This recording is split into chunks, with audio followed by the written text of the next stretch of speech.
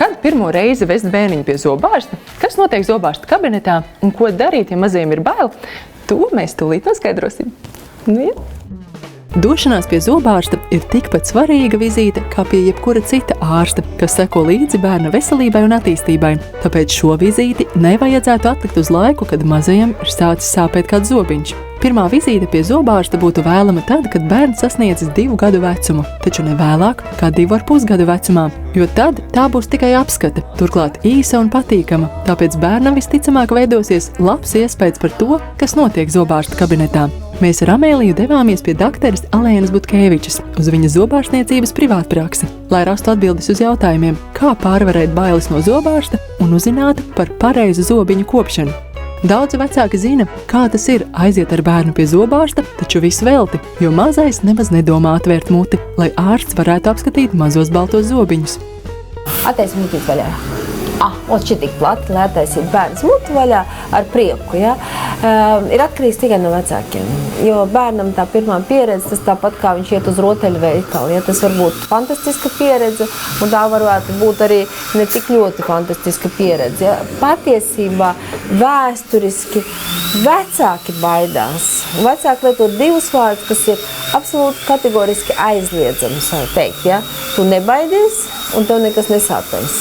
Tikko šie 2 vārdi ir pateikti, jūs esat aizvēruši bērnam muti. Punkts. Ja?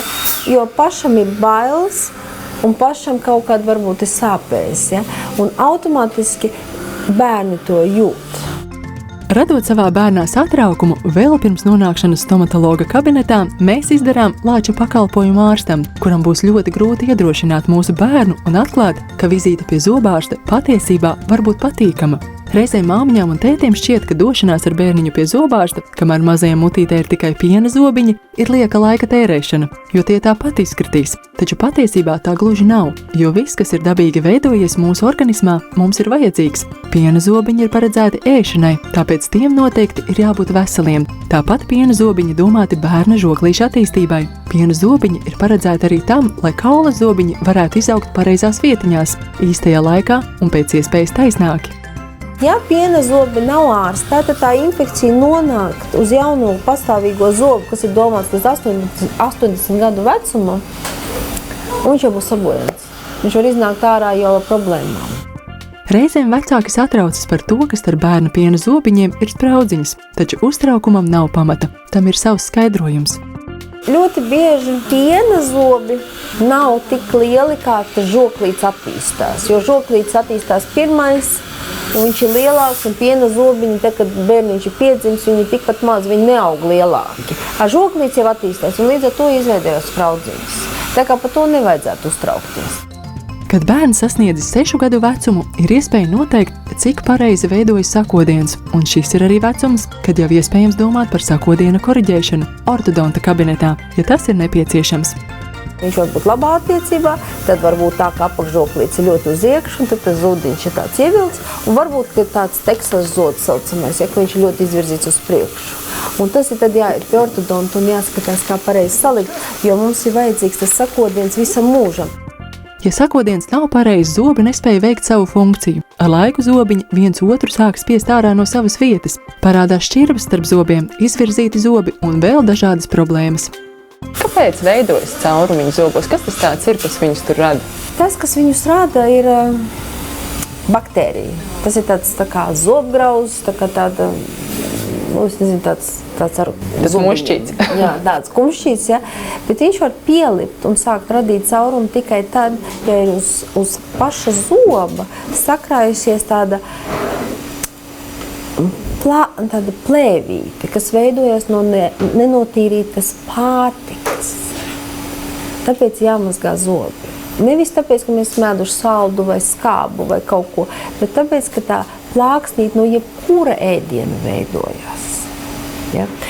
Salds pārstrādes laikā pārvēršas pa skābi, un skābi palīdz šķīdināt emoļu. Tas ir diezgan sarežģīti, bet saprast, kāpēc salds paliek pa skābu, un viņš vienkārši pastiprina to kāries. Bet principā visu laiku mutēja baktērijas, kas varētu ēst to zobu. Tā kā tas pats galvenais ir tīrība. Lai iemācītos pareizi kopt zobiņus, vēlams doties pie zobu higiēnista, kurš gan vecākiem, gan bērnam parādīs, kā katru rītu un vakaru tīrīt zobiņus. Jo tas, kāpēc mēs galvenokārt ejam pie zobārsta un zobu higiēnista, lai mūsu zobiņi būtu veseli, lai nepieļautu slimību veidošanos. Zobiņu labošana jau ir sekas tam, ka neesam gana cītīgi tīrījuši zobus. Šodien mums ir liela diena. Mēs iemācīsimies pareizi kopt zobus. Sarunājuši? Es tev pavizināšu nedaudz augstāk. Un mēs nokrāsosim zobgraužus, lai tu redzi, kur viņi īsti slēpjās tavā mutē. Kad zobiņi nokrāsoti, skaidri atklājas tās vietiņas mutē, par kurām vajadzētu labāk rūpēties. Visas šīs vietiņas, kur ir rozā, redzi, kur mums ir palicis nokrāsojies. Šitas viss ir tas, kas tev mājās pašai ir jānotīra ar birstīti. Ir nozīme tam, kā mēs tīrām zobus, kādas ir mūsu kustības, un to mums var iemācīt zobu higiēnists. Tev jāsāk tīrīt ir šeit, no smaganiņas uz augšu ar šādām kustībām. Ja? Un tev jāskait līdz pie 2 zobiem 8-10 reizes. Tātad 1, 2, 3, 4, 5, 6, 7, 8, 9, 10. Tad tiek tīrīti nākamie 2 zobiņi, sākumā no ārpuses, tad iekšpuses. Priekšējos zobus tīrām pa vienam. Šitā. Jā, arī tādā. Malac, nu tad tā provē. Svarīgi paturēt prātā, ka tīrot zobiņus, kustības sākas no smaganām. Tāpat jāatceras notīrīt zobu virsmas. Vēlams, lai māmiņa vai tētis palīdz bērnam tīrīt zobiņus, līdz mazais sasniedzis 7 gadu vecumu. Taču arī pēc tam ir jālūko, cik labi tas bērnam padodas. Kad esam apguvuši zobiņu kopšanas mācību un arī stomatologs ir pārbaudījis, vai visi mazie zobiņi ir veseli, vēlams atcerēties, ka pie zobārsta un zobu higiēnista ir jādodas regulāri.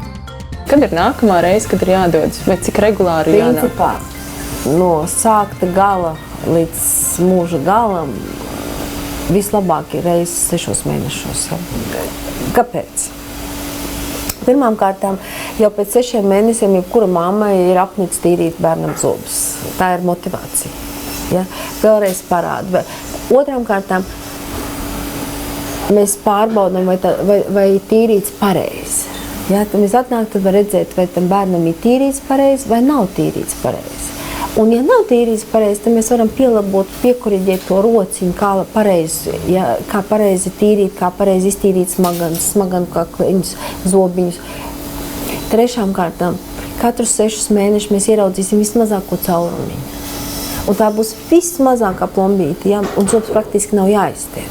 Tas nozīmē bez anestēzijas, bez sāpēm, visi skaisti, nav jāliek lielas plombas. Pēc gada ir ļoti, ir sevišķi bērniem, tas varbūt jau pa vēlu un jau varbūt nervu iekaisums, un tad ir jā. Noteikti paturēsim prātā, ka mūsu bērnu zobiņu veselība ir mūsu atbildība. Mēs esam tie, kas var radīt bērnos drošības sajūtu, vedot viņus pie zobārsta. Mēs esam tie, kuriem jāmāca bērniem par zobiņiem rūpēties. Ja mēs, māmiņas un tēti, neko nedarīsim, mēs nevaram gaidīt, ka mūsu bērnu zobiņi būs veseli. Tāpēc rūpēsimies par bērnu veselību, jo no tā atkarīga viņu dzīves kvalitāte.